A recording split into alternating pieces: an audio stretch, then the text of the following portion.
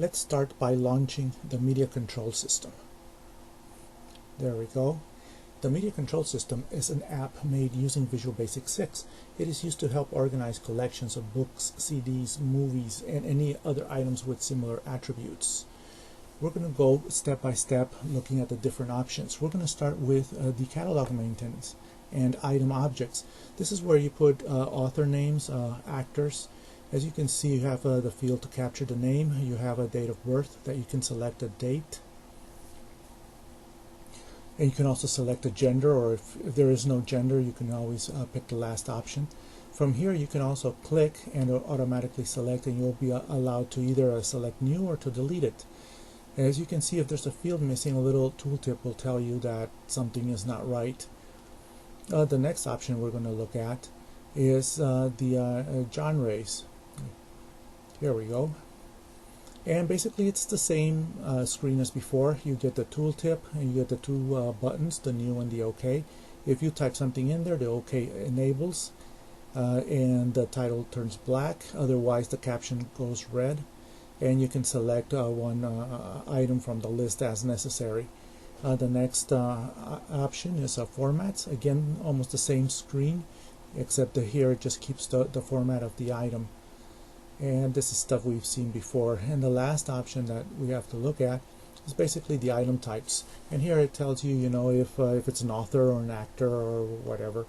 And everything works the same as expected as the other ones. Consistency in the screens is very important to help the user use the program as easily as possible.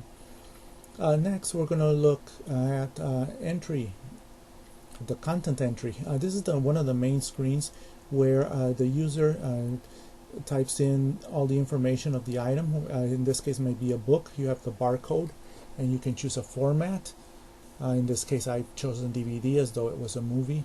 And you can choose the title, Hello Dolly, or whatever it is. It has space for some notes, up to 200 characters. Here you can select an image, so you can click on that and you navigate to a folder, and you just select an image, and that image will be associated with this item.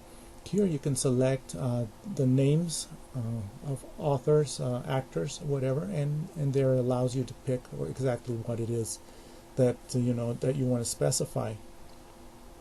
So let's pick one.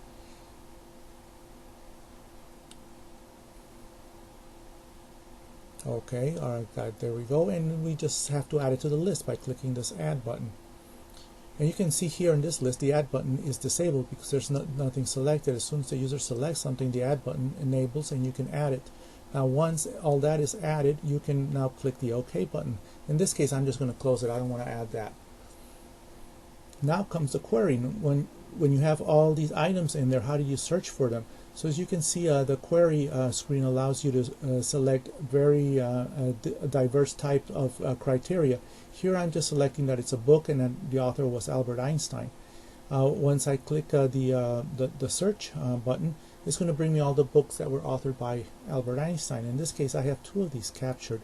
If I select one and click on details, then I can actually see the details of the book or the movie or any other item. This area here is where the image would be displayed if I had selected one for that item. And basically that's it for that. And lastly, let's just look at the About button. There it is, a media control system. I started working on this project in 2013 and have been adding to it ever since. And basically that's my system.